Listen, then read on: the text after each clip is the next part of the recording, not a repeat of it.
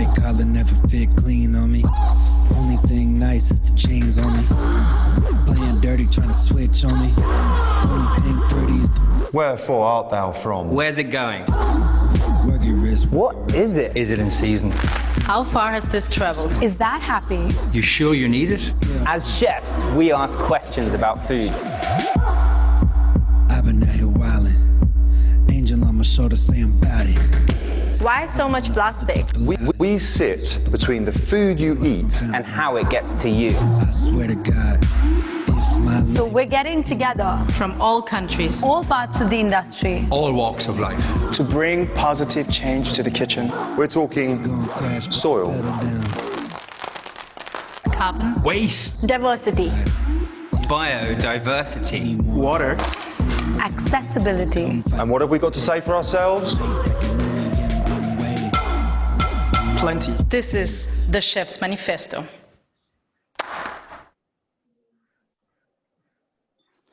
I love it. Yeah. This is brilliant. UK, what do you think? You like it? I love it, man. This is so beautifully done, man. And I see all my people, man. This is brilliant. So just a quick one. Hello to everybody. Thank you for joining us. This is the Chefs Manifesto Resilience sessions brought to you by Untitled Gardens. My name is Arthur Potts Dawson. We have got Pierre Thiam joining us from Los Angeles. But Pierre is going to be talking about something very special and very resilient. And the idea about resilience is what makes an ingredient resilient? How can we build a better future for food by using ingredients, by using agriculture, by understanding how far food has to move, how people and migration connects us to food, and what resilient ingredients actually mean. We have been to South Africa, we've been to India, we've been to New York, and now we're in LA, connecting to London, and we're going to be talking about Fonio with Pierre Thiam. Pierre, thank you so much. I know you're busy, I know you just had a baby, but you're deeply passionate about Fonio, and it would be amazing to hear why you've chosen for the Chefs Manifesto Resilience ingredient number 5, Fonio, as your ingredient. Can you tell us a little bit first about yourself, about how you learned to cook, where you're from, and then why Fonio is so important? Okay, well, hey, my name is Chef Pierre Thiam, and I am from Senegal. So actually, I've got to correct you a little bit. I'm in California, but I'm not in Los Angeles. I'm near San Francisco in Berkeley. Oh, you said San Francisco. I'm so sorry. Yeah, that's cool. That's cool. It's close enough in the Bay Area. And like I said, I'm from Senegal. Senegal, for those of you who don't know, it's in West Africa. It's actually the most western country in Africa. And it's located south of the Sahara Desert. I'm saying that because it's very important for you to understand the environment. It's a dry and arid country in the northern part of Senegal. You know, not much growth there, you know, and much of it is being affected. It's probably one of the most severely hit area by climate change, you know. It's like, you know, the desertification is approaching really fast. And there is so little that grows there, but there's this one ingredient, one crop that just thrives because it grows in poor soil and requires very little water. And that's fonio. I don't know if you can see fonio on the screen here. And so that's fonio. You know, I'm fascinated by fonio. What you can see, the package you see is this brand that I've started. You know, I saw this crop as an opportunity, being a chef from Senegal, seeing that this grain was like gluten-free and super, very nutritious. Actually, it has like an amounts of amino acids that are low in most grains. You know, they're called cysteine and methionine, and fonio has them in abundance. It has a very low glycemic index, you know, so it's great for diabetics, people suffering from diabetics. It's very, very rich in fiber, 5 times more fiber than brown rice. So it's a grain that has lots going for it, but most importantly, it restores the topsoil because it has deep roots that stores the carbon dioxide, you know, so it's like mitigates climate change. It slows the advance of desertification. So as a chef from Senegal based in New York, because I have a restaurant in New York City, Teranga, and so I was like, you know, I see this as an opportunity. You know, chefs, as you know, after we have an audience, people trust us when it comes to food, you know. And in particular in the United States, people were looking for ingredients like Fonio, they're fascinated by ancient grains. Fonio is the oldest cultivated grain in Africa. It's been around for 5,000 years. And they're fascinated, they're not fascinated, they're just suffering from gluten intolerance. There's a big demand for people for gluten-free diet. So fonio is that grain. You know, people are conscious too. Consumers are looking for grains that are good for the environment. This is the grain too. People need to have a diversified diet because we are limited. You know, we're eating the same grains all the time. We're eating either wheat, corn, soy, or what's the other one? You know, it's like, I mean, I'm just getting lost in those, but it's very limited because the food system, the modern, so-called modern food system has just limited us to these diets. You know, this is the result of years, decades of monoculture, you know, abusing the soil instead of returning or learning from the tradition of agriculture that's being still done in my country and in many rural areas of Africa, which is the rotational way of agriculture. You know, you allow the soil to breathe, you know, you change the crops, you know, you just do it in connection, in considering the soil, you know, instead of like imposing a crop because you just want to sell tons of it out of seasons. So those are the reasons why I just decided to create Yolele, which is the name of my company, and package crops like fonio, which were underutilized crops, and open markets for them. As you know, Arthur, when those crops are not utilized, they disappear, you know, and our biodiversity is suffering from it. So that's one way for me to contribute in saving biodiversity. It's one way for me to contribute in diversifying our diets, because if diet is not diversified, there's health consequences.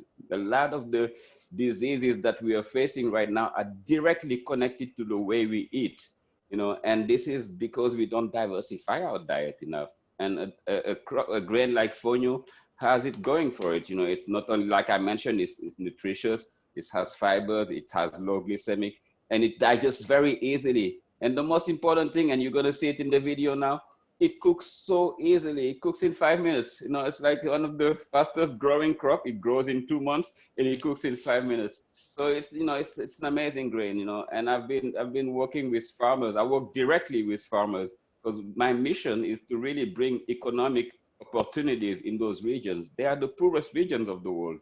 If you go to Kedugu, where fonio is king, you know, you'll notice one thing. There is no youth around. You don't see young people. There's only older people and women. Where are they? They're gone. They're migrating. They're probably trying to reach England right now. Some of them are in France. You know, they think there are opportunities there that they don't have in their places. So making these type of crops, world-class crops, will bring opportunities, and these kids won't have to leave their countries and try to make it to Europe in the worst possible conditions. If you hear the statistics, they are trying to make it with dugout boats, fishermen dugout boats, leaving from Senegal, trying to make it to Spain. The statistics are horrible. 2,000 plus people die in the water every single year. You know, so this is something that, you know, this grain and other crops can change. You know, not only is great for the environment, it's great for our health, but it's also great for the societies where these crops are from, because it can bring opportunities. It can give those kids who are living hope, you know, and no need to go to Europe. They can make it there where they are, because this is gold.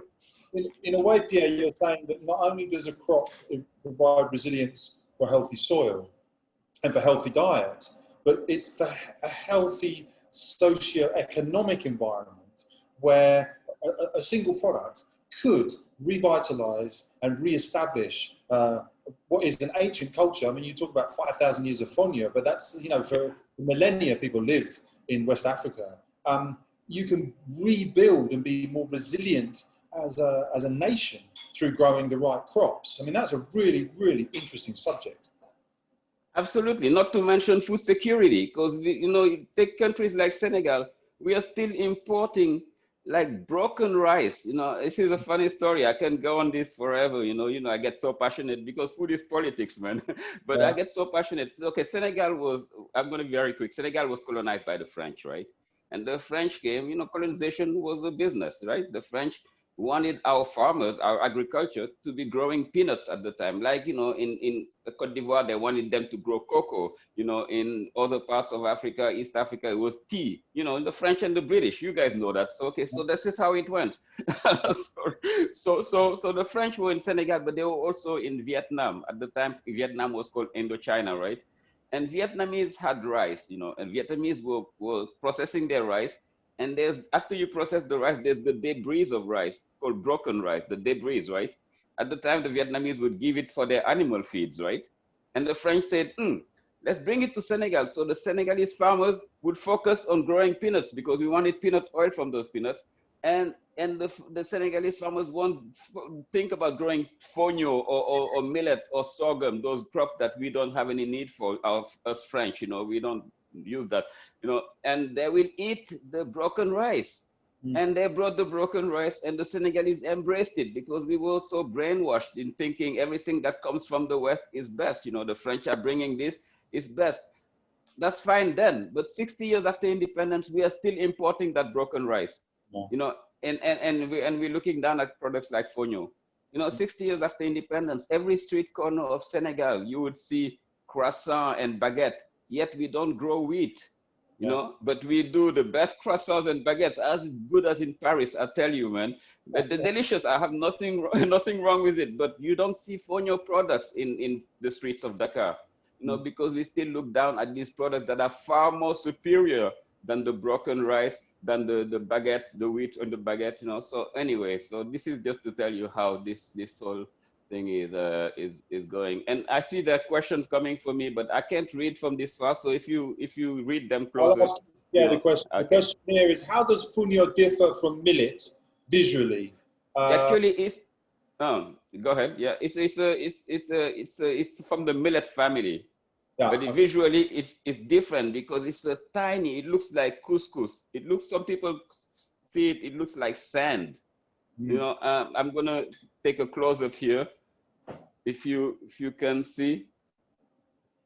Oh yeah, it's even finer than millet, isn't it?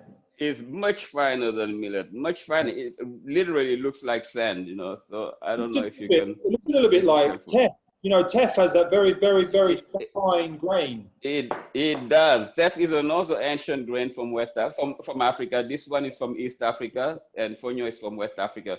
But you know, you'll be surprised. Fonio was much more widespread. You know, colonization disrupted so much of our system, but fonio was widespread because even archaeologists found fonio, check this out, in pyramids, in Egyptian burial grounds, in ancient Egypt. You know, people would take fonio to the afterlife, you know, and this is interesting because fonio, everywhere where it's grown, there is a spiritual connection to it. You know, the Dogon people in Mali, in right west of Senegal, the Dogon people is also an ancient culture, very advanced ancient culture. They call fonio the seed of the universe. In their mythology, the universe began with this tiny little seed. You know, it's really interesting to see that's like this little grain has like so much, there's a strong faith connected to it, you know, and in, you know, and everywhere you go in Senegal, the part where we grow fonio is the grain that we offer to the guest of honor. They call it the grain for royalty. And when you taste it, you'll see it's very delicate, you know, it's a delicate, you know, it's really, you can taste it and realize that this is a grain that's like special, really, you know, it's delicate, it's easy, it's light, it digests very easily, unlike couscous that's heavy. So there's plenty going for fonio actually. Wow. So We've had some amazing chefs say to us, it's the bambara nut that's the most resilient. No, it's seaweed. No, it's millet. I'm here to tell you, it is fonio. No, I'm sorry guys, but it's fonio. Look, check this out. The fonio, this is how you grow it. You know, there's a nickname for fonio. They call it the lazy farmer's crop. Lazy farmer. You know, lazy farmer's crop, because all they have to do is wait for the first rain. Check this out. When the first rain comes, the farmers take their fonio seeds and they barely till the soil. You don't even need to till the soil. And they throw the seeds like this on the ground. They throw it. They don't even, you know, they don't till the soil and plant it in rows and stuff. And then what? They go and sit down and they sleep and they wait for 2 months. And you know the fonio will be guaranteed to grow even if there is no other rain. That's how drought resistant it is. And and there's another nickname for fonio because of that. They call it the hungry rice, because they know they can rely on fonio when all the other crops fail to grow. Yeah. That grain will come and that will save them for those moments that are much more recurrent now with this climate change happening and the inconsistency of rains in that region. So that's really the most resilient. Why we asked chefs like yourself, one of the head chefs from the Chefs Manifesto, to give their opinion on what a resilient ingredient really truly is. And the fact that an ingredient has the ability to deal with stress on an environment around it really puts it up onto the pedestal of resilience, because in these times, like you're saying, it's changing every year. Less rain, too much rain, instability, war. It's just chaos. So we at the moment we're in the middle of a pandemic across the planet. How is food moving? Is it being picked right? Are the farmers able to sow their seeds and have it harvested? So I think what's really interesting about your suggestion of fonio being the resilient ingredient of the world is that it is able to deal with the flexing and the stressing of the planet. And that's really, really interesting. Yeah, and I like the way you put it, because it's really, I'm going to be stealing your approach to it, because that's really what fonio is. It grows not only south of the Sahara where nothing grows, but it also grows in Guinea where it's lush, So Guinea actually is the biggest producer of fonio. So this is a grain that grows regardless of the soil, It grows in poor soil, it grows in rich soil, it thrives in those whatever the soil is, The only challenge with fonio is the processing part, because it has, you see how tiny it is? Yeah. Each of those grains has a skin that's inedible. So you have to remove the skin first before it becomes food. Wow. And traditionally they would use a mortar and pestle, Traditionally a mortar and pestle would do that, and it would take 2 hours to have 1 kilo of fonio, because it's it's manual labor. But now they have a mechanization that's getting involved with, and now it's like you have 100 kilo for 1 hour. And we are getting, with my company Fonio, we find working with investors locally to get to 3 tons per hour, which will just completely free that bottleneck. That's like the bottleneck of processing fonio that really is going to liberate the farmers, because they have plenty of land. The whole desert is there, and fonio can grow there and bring back the topsoil, because again, I mentioned the deep roots of fonio. When you harvest fonio, you just cut the top. The deep roots stay there and they add nutrients to the soil, and that's how the topsoil is being restored. Oh my word! Oh, that's even so. It gives structure to the environment that it goes into. Tell me, Pierre, then, before we move on to the recipe, because we need to cook something, but I really just want to talk about fonio because I could talk about it all night. But for example, if you look at the South American equivalent of quinoa, right? So quinoa became this super thing. It went out into the industry. Everybody is buying quinoas and quinoa salads on the airplanes nowadays, right? But it impacted on the South American economy, and they could not have quinoa in their community anymore because they just sold everything. Yeah. Is fonio as a resilient ingredient, if let's say the world started eating it, would it take it away from Africa, or would it just empower Africa? It will absolutely empower Africa for different reasons. One is we have learned the lessons from quinoa, and the lessons from quinoa came from the fact that there's been a boom for quinoa, and a boom is always followed by a bust, and this is the lesson of economy. What we've been doing with fonio, especially with Yolele, we are growing the demand as we work with the suppliers. The supply is following the demand. As the demand grows, so are the suppliers. I mentioned how the land is there, and we're working on a mill that will process fonio in a way that's much more efficient and in much better quantity. So we have the production will be there following the demand as well. So we don't want a boom for fonio. We want a demand that's going in harmony with the suppliers. And that's just the way it works, is to work with the farmers. And we're working with the farmers. We're growing a network of farmers. We started with Fonio in Senegal. Now we're getting our Fonio from Mali, from Senegal, from Ghana, from Togo, soon from Burkina Faso. Because all that region, I mean, it's a vast region, and they're happy because those farmers, that's their tradition, this grain. And as long as they have a market, a demand for it, they're happy to grow it, especially if it grows so fast. And you take care of the processing, which was the challenge for them. So this is not going to happen. Another thing we're trying to avoid too is that's like where you have to work with politicians. We're working with regional organizations to protect even the name Fonio for the region, you know, because quinoa now people are took it over from those Andes, and they're growing quinoa in Montana. They're growing quinoa in Ukraine. You know, they're growing quinoa, and those guys are not benefiting from it anymore. You know, then. So those are the things we're doing here. Yeah, we have a really interesting comment here from Penny, and it's important that you hear it. Penny says that she's very excited to hear about what you're doing, Pierre. Penny's been working with the government and farmers in the Gambia to develop an adaptation program for the rural areas, which includes promoting neglected climate resilient crops like Fonio and Findi. Yeah, it's the same one. Milling machines to deal with the processing challenges and will involve youth entrepreneurship. So it's including milling machines, which gets over the processing challenge and involves youth entrepreneurship. Penny, that sounds amazing what you're doing there.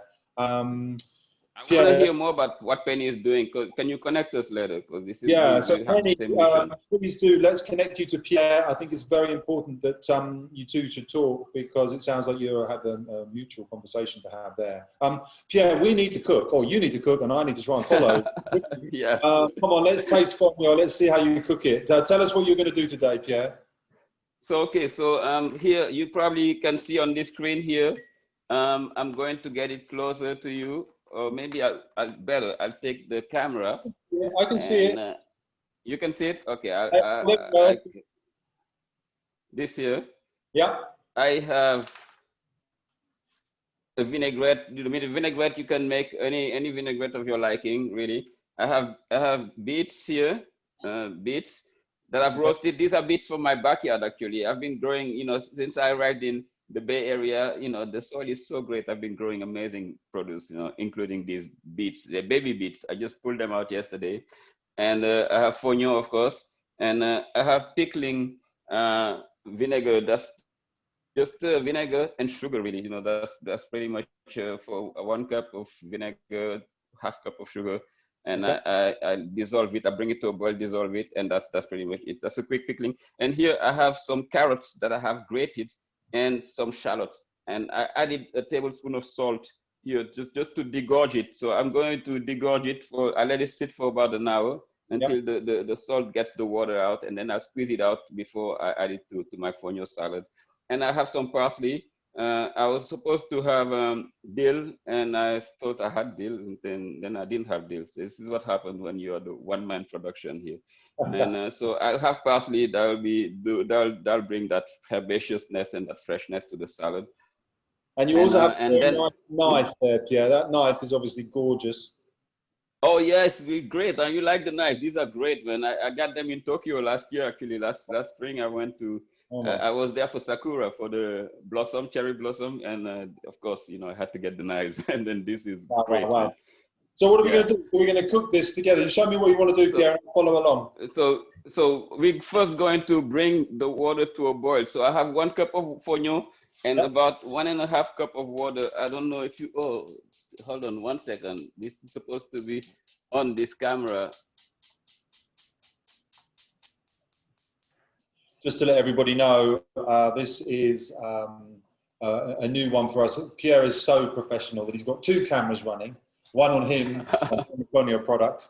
So it's good to see. We've got our back of house producer here, Will, who's doing a brilliant job of crossing between images. Will, I don't know. There you go. Look at that. It's as if by magic we can swap between. We really are getting technical now. Thank you all so much for joining us. This is the Chefs Manifesto Resilience session. This is number 5. This is Fonio with Chef Pierre Thiam over in the Bay Area near San Francisco. He's talking about the cuisine, the West African Fonio. So Pierre, what are you doing now? So I don't know if you see the camera here. You have the difference. You're on the third camera now. Can you come back to this one on the stove? On the stove. Well, there's a third camera. Will, you've got to keep up with this now. We've got 3 cameras going. We got 3 cameras. Okay, William, no, you're in the salad right there. You're on the dry goods. Can you come to the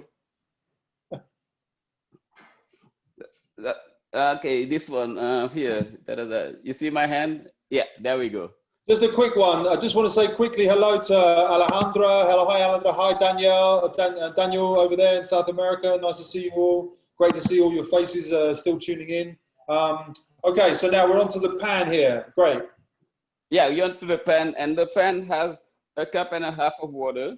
Yep. You know, some recipes say 2 cups of water, and that's again another aspect of the fonio resiliency. You know, fonio, you can't mess it up. I'm going to give you a bunch of fonio sayings. The Bambara people, they say fonio never embarrasses the cook. and this is why, because if you have too much water, it becomes a porridge, and that's the way they eat it as well. If you have just enough water, it becomes like the grainy salad for couscous. So that you can't mess it up. Either way you cook it, you can turn it into a meal. So this is, you know, the water, 1.5 cup of water that's coming to a boil, and I'm going to add my fonio and stir it. As soon as it boils, I add my fonio and stir it, and then reduce it to low heat, very low heat. And you just sit for less than 5 minutes, and all that water will be evaporated, and your fonio is cooked. That's how easy it is to cook. I mean, that's really crazy, really crazy. So it's coming to a boil now. I'm just raise my heat, so it's gonna come to a boil very quickly. And then while the fonio is cooking, I'll come back to the other screen to prepare the rest of my salad. You know, cut my beets and squeeze my carrots. Brilliant. We need to borrow what you can do, Pierre, with Zoom web. I've never seen Zoom used so professionally before. Oh yes, it's so easy. You know, William, you get what I did, what I said, right? You have 3 cameras, so one could be your iPhone, one could be your laptop, one could be your iPad. No, very simple. And then 2 of them, you turn the volume down on 2 of them, and you keep 1 volume on. Ideally, it's good to have, you know, how do you call it? What I have in my ear right now. Oh yeah, headphone. Okay, right, the earphone, right? And that's my mic. So I'm talking to you. I can move around. You can hear me no matter where I am, and the sound is the quality of the sound is great. So all you need to do is have. We find out about fonio and how amazing you are as a chef, Pierre, but we also work out how to deal with our technical issues on our Zoom. Will, Tom, I hope we're all listening to this. Right, Pierre, what are you going to do? Wait to boil. What about the carrots and the salad? What are you doing now? So I'm just pouring the fonio first, and then I get to those. Okay, the fonio, the water is boiling, as you can see. So I'm pouring it, and let me see. I think the light. I'm doing the light as well. So I'm pouring the fonio, and slowly stir the pot in the water. And as soon as all the fonio is poured in, you stir it, and you lower your heat, and you cover it tightly, and that's it. It's going to take less than 5 minutes, much less than 5 minutes. Unbelievable. And you'll be ready. Yeah. And so in the meantime, I've ever seen growing. That's the easiest grain I've ever seen growing. I mean, I told you it's the most resilient of grains. You know, I was serious when I said that. It really is. You know, it's an amazing grain. So it cooks fast, it grows fast. It's delicious. You know, what's most important for us, you know, flavors first. You know, another thing I want to say is the versatility of fonio. You know, I told you how fonio never embarrasses the cook. It can be a porridge, it can be anything. So it's really versatile. There's so much you can do. Here I'm making a salad. It's an imagined salad. It's not the way we cook it in Senegal. You know, it's just an imagined salad because I had beets in my backyard. I had the greens. And it works with that, you know. Traditionally, it can replace any grain in your favorite recipe. You know, it can replace your rice, it can replace your bulgur, it can replace your wheat, it can replace your barley, you know, you name it. So that's how it is, you know, and that cooks much faster than any of those grains as well. and it digests much faster than those grains as well. So you can see in this screen, William, I don't know if you see the screen here with the pickled right here. So what I'll do with my hands, you know, it's good to use your hands. I think it's the best tool you have in the kitchen. So this was just carrots and shallots and a tablespoon of salt. So I'm going to squeeze it now. It's been sitting for an hour. So I'm going to squeeze it. You're probably going to see, or you may not see the water coming out, but there's plenty of water pooling at the bottom.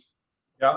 Can you see? Got it. Yeah. So, so this water is being degorged by the salt. So it's an ancient method of curing. And this is what I do before pickling my carrots. So I'll squeeze and I put it in a different container. You see all the water that's been pooling. Yeah. And now I have my waterless carrots and shallots. I'll add to it my pickling liquid, which was just vinegar and sugar. And I let it pickle there. It's a quick pickling. So it's not gonna take long at all. Just the time for me to finish the rest of the salad. I'm coming back to my stove here, just for you to see that my fonio is ready. Can you see the stove here? Okay. That's amazing. Water evaporated. Fonio is perfectly light and fluffy. And you know what? And you cooked 1 cup of fonio, and now I have 4 cups of cooked fonio.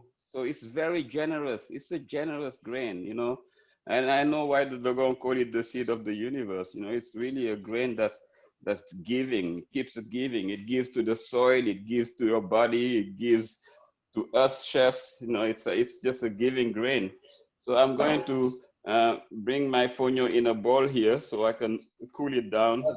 That's amazing. I mean, I've heard you talk, Pierre, about the fonio before, but I never truly understood the depth to which it had all these qualities. I mean, it's almost like magic. It totally is magic, man. It's like, you know what, you want to talk about magic? In parts of Senegal, you know, the part actually where my mom is from, you know what they do with fonio? They have they're very superstitious there. And they grow fonio around compounds because they believe fonio protects the community from the evil eye, you know, and they go even further. They put fonio seeds in the pockets or in their children's school bags for that same reason, for protection. So they talk about magic. They think that fonio is like that powerful of a grain. That's a spiritual grain. So anyway, you know, that was a little story about magic. I'm just. I'm a believer. Come again? I'm a believer. You know, you're telling me all these stories, and you know what? Food has such amazing properties to make people believe, hasn't there? There really is such an amazing opportunity for food to take on such magical qualities that food has become so boring for people. They just, you know, it gets in the way. Oh, I've got to eat again. Oh God, because I'm hungry. Actually, where is the magic, the mystical quality of food gone? And I love to hear, Pierre, when you talk about fonio, because it makes me believe again. Oh, thank you so much. And I'm not surprised, man, because I heard you talking about food and I know what you do. It's just that fonio is right for you, man. It's designed for you. You know, that's pretty much what it is. And you know, and we need you to believe in it. We need the audience to believe in it. We need all the chefs to take crops like fonio, because that's our only way out of this crazy mess that was created by this food system that made us believe that it was all about profit, you know, and profit for the shareholders, not for profit for the growers. It's not profit for the consumers. It's just profit for the shareholders at the top of those corporations of big agri, and they messed up this planet in a way that's unbelievable. I mean, do you realize that this food system, this so-called modern food system, is causing 30% of the greenhouse gas emission? Is because of the food system. It's not the oil and gas and all that. I mean, they play their role too, but the food system plays a big role in it, you know, and that's so sad, you know. And the amount of water that's being used to grow our food, 70% of the world potable water is used to grow food. You know, it's sad, and yet there are crops like fonio don't require much water at all. You know, so it's just, you know, go figure what our priorities are. So anyway, here I'm just cutting my beets. You know, you can, you know, it depends what type of beets you have. If you have large beets, you can dice them. If you have tiny ones, you can just segment them like I'm doing here. They've been roasted in an oven for about 400 degrees for about an hour, you know, and they're tiny beets. I think I did 50 minutes for them. I just put a little bit of water. If they're big beets, I just wrap them in aluminum foil and pop them in the hot oven. But they're tiny, so I didn't want to really lose the moisture. So I put a little bit of water in the bottom and some butter, which is something, you know, you wouldn't see being done in Africa.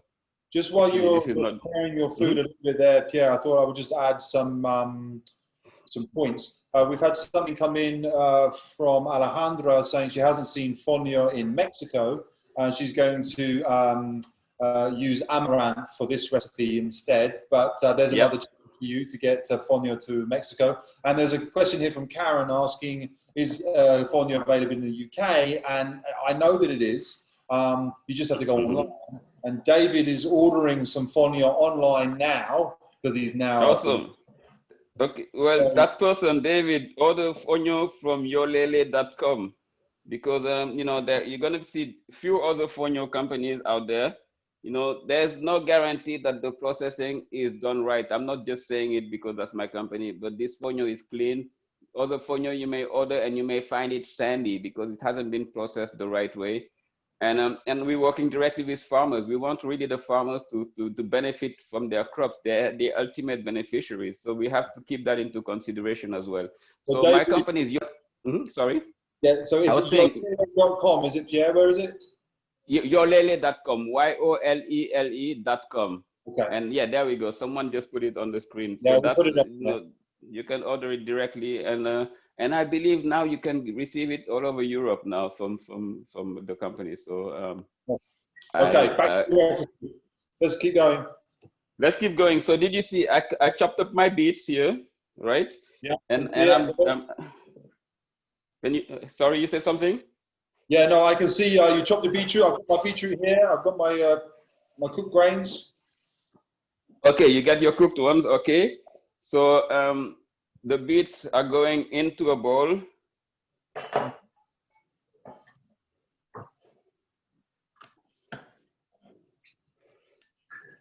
And I'm going to chop up the salads. I mean the salad, the parsley.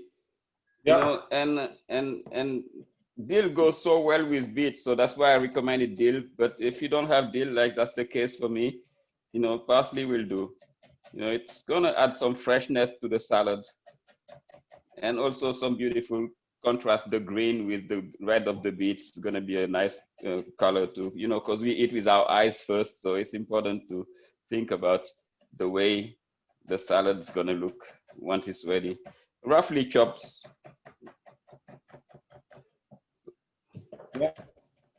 So I'll add it.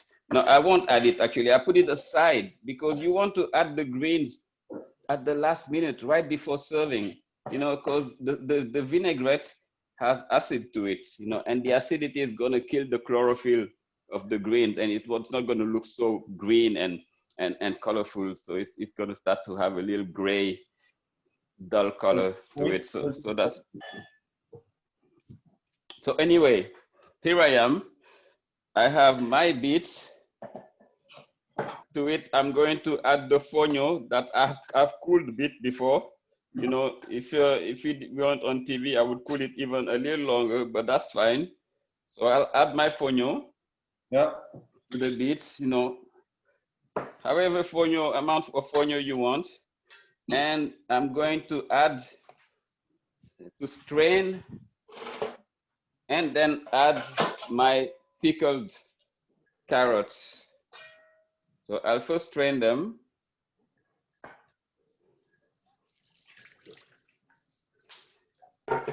Oh, can you see what I'm doing, right? I'm straining them here. Yeah, got it. That's good. Yeah, perfect. You got it? Okay. Good. Okay. And so and then pickle now for about 10 minutes, right? yes, I pickle them for about 10 minutes. Yeah, It's a quick pickle. You can add some chili to it if you want some heat. That's also fine. You know, at the restaurant, I add some chili to it, and that's that it's a nice kick to it. You know, you just want all these little layers, different layers, to come when you experience the dish. You know, and one of them comes from the heat. You know what it does. Not too much of it, but what it does, it opens up the pores that are on your tongue, and it makes you taste. If it's not too much, obviously, it makes you taste all the different flavors, you know. And now I have my beets and my fonio and my pickled carrots and shallots. To it, I'm going to add my dressing, you know, and the dressing could be any dressing of your liking. This one is very simple. It's lime and olive oil, garlic, salt, pepper. And you got mustard in there? I got mustard in there, that's right. I do have mustard in there. And mustard, you know, very, very simple. And I'm going to fold it in the salad. So you can see everything is in it. And right before serving, I'll add my greens. And if you want to add some nuts to the vinaigrette as well, to the salad as well, that's fine. That adds another texture. You know, you could be anything. You know, cashew nuts. I sometimes toast the cashew nuts and add the chilies in it, and then toast it to the salad. This one I kept it really simple. It doesn't need much really. It's a very fresh, nourishing salad, as you can see. Beautiful looking as well. Very simple. Beets, pickled carrots, that brings the acidity. The herbs bring that freshness to it. And the fonio, like you'll taste it, you realize it's a very delicate, you know, and it's slightly nutty. It has a slightly nutty flavor, but very delicate. And it has a neutral flavor, which is what makes fonio versatile, because of its neutral flavor. When you taste fonio like this, you know, it's neutral. Yeah. It's not like the type of grain that's like an acquired taste or there's like has a particular, it's neutral. And that's what makes it very easy to use in all recipes. You know, you'll realize that you'll be having fun with fonio, not only because it cooks fast, but it's like because it's adaptable. You can use it for so many different things. I'll use it in baking, you know. Yesterday, actually, I made a class with, I was making desserts with fonio. You can use it, we have fonio flour that's about to come as well in our brand in the market. You can bake gluten-free with fonio. You can use it, we make pistachio nuts into the salad, Pierre. Sorry, come again? I'm putting pistachio nuts onto the salad. Oh, nice. I'm nice, using yes.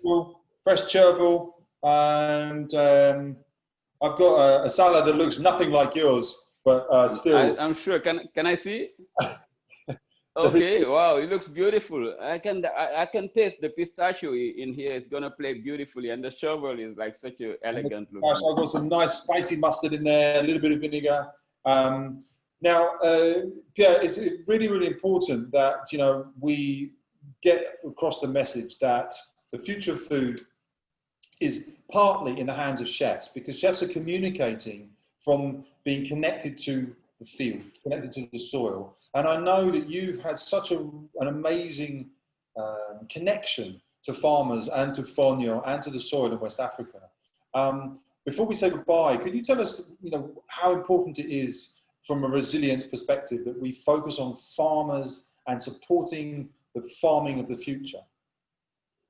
It's everything. It's so important. You know, I don't know what happened, how we forgot the farmers. We got them out of the picture in our, and without them, there's no food. You know, I'm telling you how I'm so a strong believer in it. My last book, not this one, not my last book, but my book before this one was called Senegal, Recipes from the Source to the Bowl. You know, and I wanted the book to be really about the farmers, going to the source and talking about to the farmers. I traveled around, I talked to fonio growers, I talked to rice growers, I talked to palm oil harvesters, I talked to fishermen. And in the book, you see chapters around those farmers, you know, and around those food producers. And because we forget, that's them. Without them, there's no beautiful plate. You know, we have our books, our chefs, we always come with our books with beautiful plates. but we don't connect it to where those ingredients coming from, So it's like, it was important for me to make that thread, that connection. And when the reader gets the book, he can connect, because he sees the where it comes from, who's growing it, and that person is talking to them. There is a name to that person, and that person talks about their challenges. That person has a family. That person cannot even pay for her daughter's school or for her daughter's education or clothing because she's not making enough from the food she's growing. So now you can understand why it's important for us to support that person, because if that person is no longer around, that food, that beautiful plate you have, is not going to be the same anymore. We are going to be eating, fast food, McDonald's, and just artificial stuff. We're not going to have real food anymore. It's important that we support the farmers. It's important that we support them the right way too, because we need to support them in a way that's just considering the most important, the soil. We cannot be allowing them to ruin our soil the way they ruined the soil already in most parts of the world. In Africa, we have 60% of the world's arable land, and we need to protect that. Big agri is coming. There's lots of corrupt government that's selling the land, and they're starting to bring their chemicals, and they're bringing their entrance in the soil, and they're ruining it. So we cannot allow that to happen. This is all of us chefs. We need to band together, because if we don't have the right products, we don't have any chefs anymore. What are we here for? We can just be replaced by robots. That's what's going to happen. So it's we need to be part of it, because it's about our survival. It's about the survival of our craft. It's about the survival of this planet, really. I may sound dramatic, but it's the sad reality. It really is. It's the truth, yeah. Everything you're talking about and everything you're saying is the truth. And this is partly why the Chefs Manifesto is such an important group, because chefs of your level all over the world are saying the same thing. And we are connecting to the soil, we're connecting to the growers, we're connecting to the consumers. And so chefs do have a voice, Pierre, and everything you said is connecting to me emotionally. I'm feeling deeply what you say. Just quickly to everybody before Pierre has the final say on the 5th Resilience session from the Chefs Manifesto, brought to you by Ombre Gardens. Thank you so much, everybody, for tuning in. Penny, your points are being well taken. Penny said to you, Pierre, that she supports everything that you're saying. Absolutely important that women are empowered in African farming, and we need to re-energize the youth into farming too. So everybody, I'm going to say my goodbyes from the Chefs Manifesto. Pierre is going to say the last words about Fonio and his points around sustainability, ethics and resilience. Thank you everybody for joining us. When Pierre finishes off, we're going to run another video, Good Food for All. But Pierre, from the bottom of my heart, from the Chefs Manifesto, from the Action Hub in London, from Ombre Gardens, thank you so much for presenting Fonio as your resilient ingredients. We give you the last say. So I say goodbye, and Pierre, thank you so much. And I'm thanking you for everything you're doing. I have to just give my hats off to Paul Newnham for the Chefs Manifesto, who's been like battling to get us together. And it's such a beautiful connection, beautiful family, beautiful mission. I just want to probably give the last word to Penny. She said it right, women. And that's what we're doing at Yolele. We're working with women. These are the ones who kept these crops alive. They had their cooperatives. And my idea, really, I didn't invent anything. I saw what they were doing, and I saw the need to support them. And they were doing amazing work already. They were organizing themselves, only women, saving these crops. Their really mission was to save their community. That's all they wanted, and together we are doing it. So we have to support women, rural farmers, small farmers too. It's important that we limit it to small farmers. Those are the way, this is the way the soil is going to be saved. This is the way we're going to save our biodiversity. And again, congratulations for all of us making together this beautiful organizations. I'm looking forward for more of these, man. I need to come and visit you over there in the Bay Area. Pierre, thank you so much. Let's run these final edits. Thank you, everyone, for joining us. Goodbye. Peace.